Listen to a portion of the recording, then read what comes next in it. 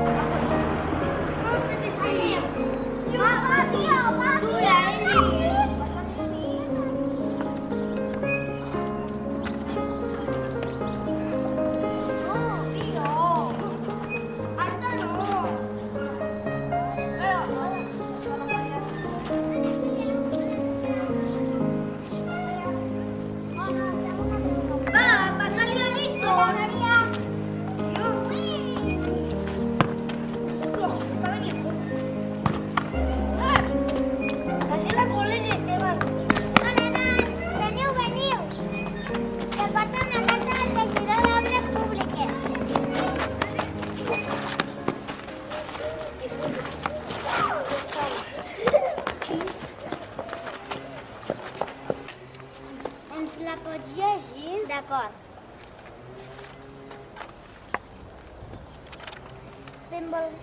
Benvolguts. Aviat començarem les obres per fer un carril bici, que ocuparà una part del parc. Com que la vostra escola està situada al davant, volem saber què en penseu, si us sembla bé o no el carril bici. Que ens digueu per què. Moltes gràcies per la vostra col·laboració. El regidor d'Obres Públiques. Jo crec que no és bona idea fer un carril bici. Jo tampoc.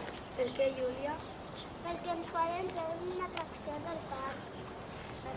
Doncs jo penso que serà millor tindre un carril bici. Per què penses que serà millor tindre un carril bici?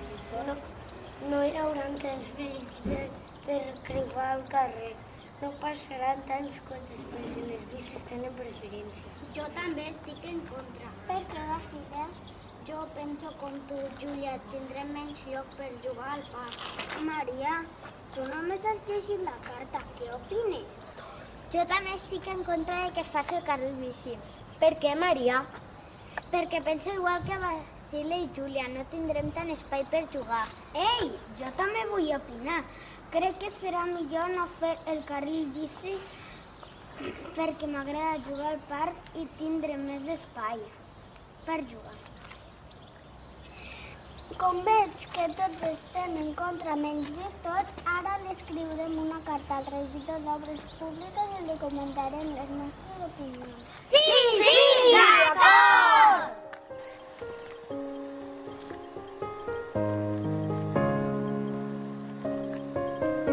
Què? Us ha agradat? Esperem que sí.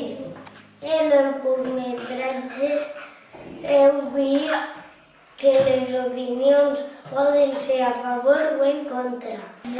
Per exemple, Víctor està a favor que se faci el carril bici, mentre els altres estaven en contra. També heu vist que per donar qualsevol opinió hem d'explicar per quin motiu estem a favor o en contra. Per exemple, Pol estava en contra de fer el carril bici perquè hi hauria menys espai per jugar. La Júlia estava en contra perquè podien treure una part del parc i també treure una atracció del parc. Per acabar, us volem dir que quan dones una opinió tens que respectar el torn de paraula i saber escoltar els altres. És a dir, respectar el que pensen els demés, encara que jo no pensi igual.